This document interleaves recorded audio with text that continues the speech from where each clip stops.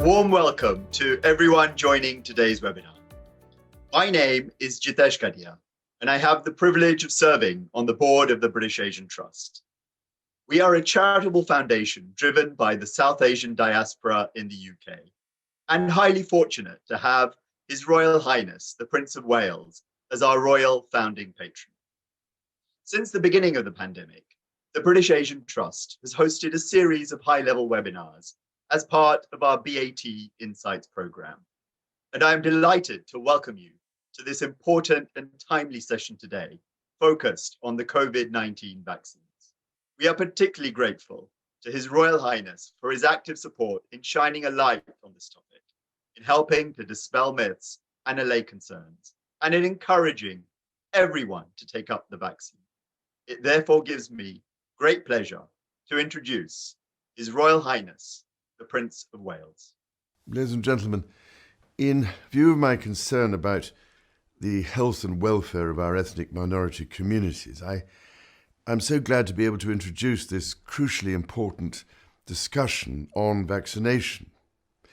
I am indebted, I must say, to my British Asian Trust for organising this, and also to our highly valued speakers for giving their time to take part when I know just how incredibly busy they all are. Everyone present today represents the collective effort we have made as a society to combat this relentless pandemic.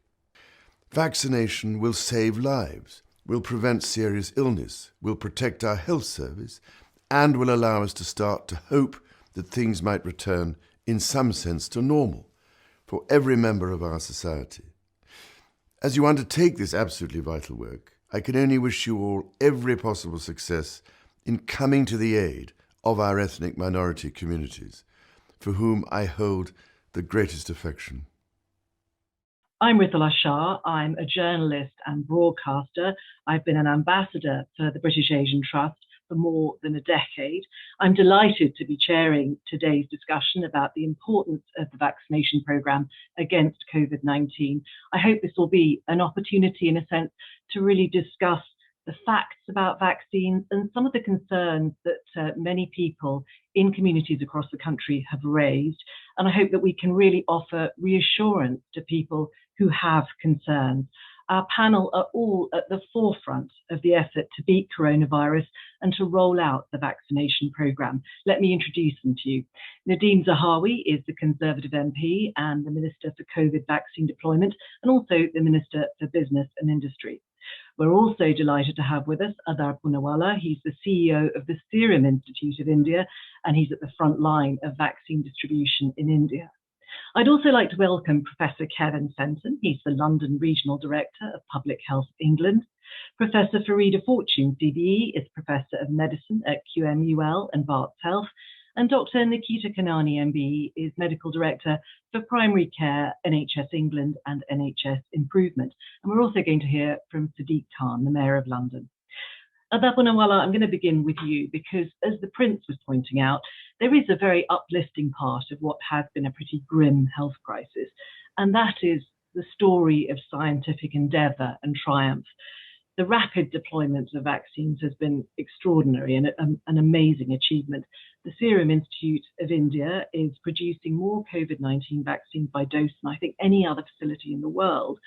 At the moment, it's the Oxford AstraZeneca vaccine. For some people, the fact that this has all happened so quickly seems unsettling, unbelievable, bewildering. It's something to worry about. Describe for us how vaccine development has been possible quite so quickly. So firstly, a very good morning to you, all the ministers, lords and participants and the British Asian Trust. It's great that we could put all this together because it's important to get the right messaging out there with so much news and conjecture going on. That saved a lot of time. And, people were wondering, did we rush anything? Did we overlook anything? No, absolutely not. The safety trials, the efficacy trials were all done in the same way that we do other vaccine trials. It's just that it all happened parallelly. So, for example, animal testing and laboratory testing and regulatory permissions were coming in simultaneously, bringing down those years that normally would take. in a non-pandemic situation. So these were some of the reasons why we were able to act very, very swiftly. Stay with us. I want to bring in Nadhim Zahawi, the vaccine minister. Coming back to this question of speed, what processes have been put in place to ensure that the vaccine is safe? Good morning, everyone. Thank you, Ritula. You're absolutely right. And when the regulator in the United Kingdom, the MHRA, under the fantastic leadership of June Rain, actually, first of all, with the Pfizer-BioNTech vaccine, if you recall, which we deployed at the beginning of December of last year, and then, of course, with the Oxford-AstraZeneca vaccine, they effectively communicated with the world exactly how they had gone through the different phases of the trials, phase 1, 2, and 3, and of course working with the Joint Committee on Vaccination and Immunization to make sure, as we've just heard from Mr. Poonawalla, that there were no corners cut, there was no sort of shortcuts taken. It was basically the ability to parallel the different studies, because government had put so much resources in terms of funding the scientists to do their work, and of course the ability to do large scale, both in the United Kingdom and in other parts of the world, trials of the vaccines that allowed us to do this. But they were absolutely rigorous, and they are independent of government. The MHRA is our regulator. It's recognized as one of the best in the world, and look at this very thoroughly before they give approval for any vaccine. And of course, we are about to receive our third vaccine, a Moderna vaccine as well, which has also gone through the same rigor as the Pfizer-BioNTech and the Oxford-AstraZeneca vaccine. Let's bring in Professor Kevin Fenton. I mean, the reason we're having this conversation is because there is some evidence of this lower uptake of vaccines among minority communities. What specific issues have you seen among Black communities that is perhaps proving to be a barrier to going and getting a vaccination? There are three key drivers that really prevent communities from engaging with the vaccine. The first is around trust. For communities that may have had a challenging relationship with the healthcare service, or are mistrustful of government, or mistrustful of authority and their experiences with other health initiatives, then they're going to be less likely to want to step forward for the vaccine at this time. And that's why we need to do a lot of work to rebuild trust in communities, being truthful, having authentic conversations, and taking the time to listen to their concerns. The second issue that we're seeing are some of the issues related to the myths and misinformation which are circulating. And in this regard, social media has been a key pillar channel for disinformation.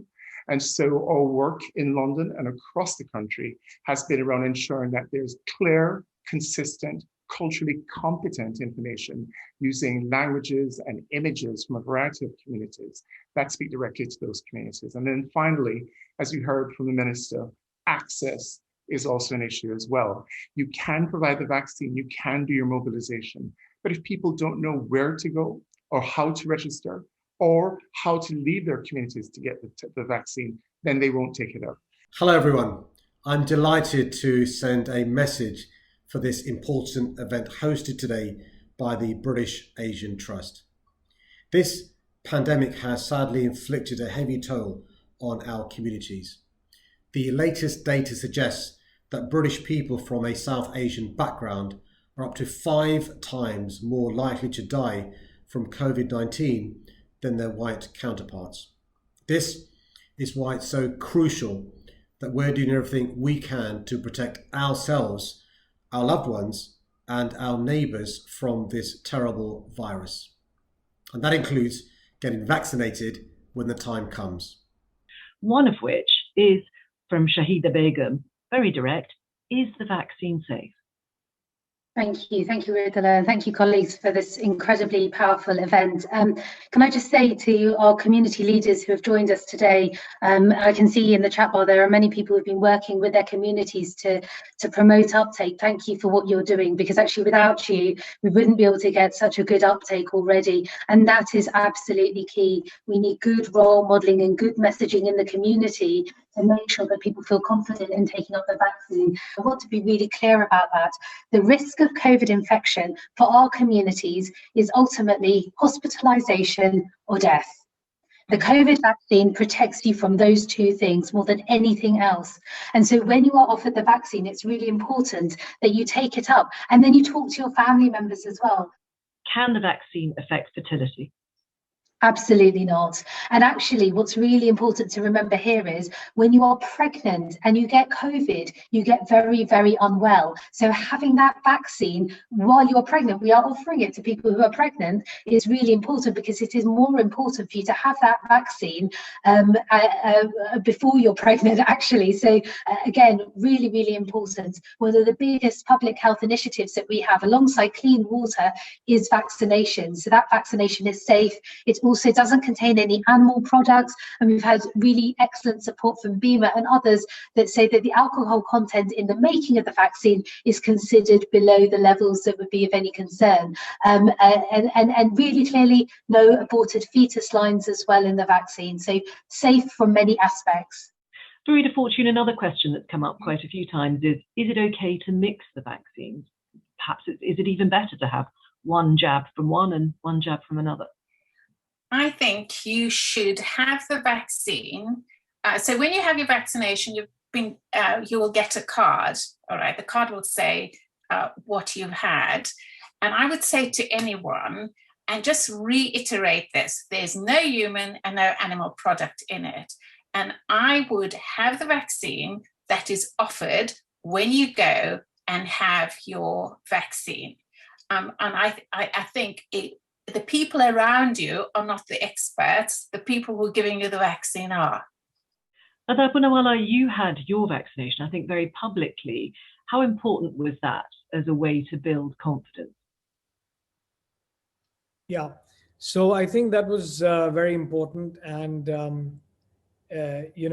was nothing really to hide, and it's I've taken every vaccine, from the first few batches that I've ever made and our company's ever made.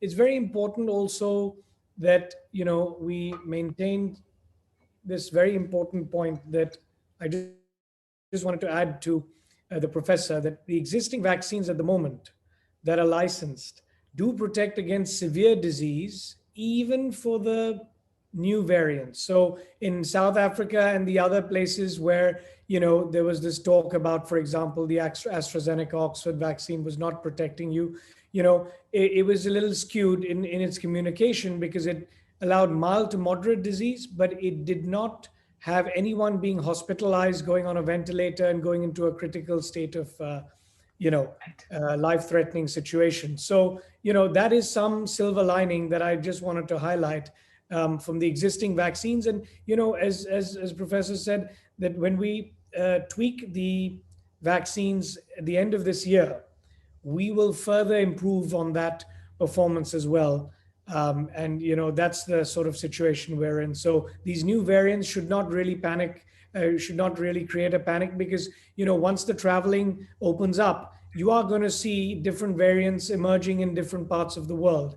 But we should maintain that at the moment, these vaccines are protecting you from severe disease. Mm-hmm. So that's important to maintain. What's the truth behind the vaccine making changes in DNA? There is no truth behind that. It's not possible to because of the way the vaccine has been made. I really do understand that that's a question that has been around communities, but just so that it's clear, we're not able to do that. I'm not a scientist, I'm a GP, but we've spent a lot of time looking into these vaccines, and the way they're constructed is just not possible. So please be reassured, this is just like many of the other vaccines you've had, and it is your best chance at keeping well and keeping safe. All that remains for me is to pass the baton on, or should that be a syringe? Probably should be a syringe, shouldn't it? To the board member and trustee of the British Asian Trust, Asif Rangunwala. Asif, over to you. Good morning, everybody. Thank you, Ritula. Let me just do a quick summing up. The take-home value from today is very simple. We all need to take the vaccine. Encourage your friends, your contacts, your acquaintances. I think we owe it as a duty of being a citizen of the UK to take these vaccines And maybe some of us, very few of us, might not want to, but I think you need to give the protection to those vulnerable people around yourselves.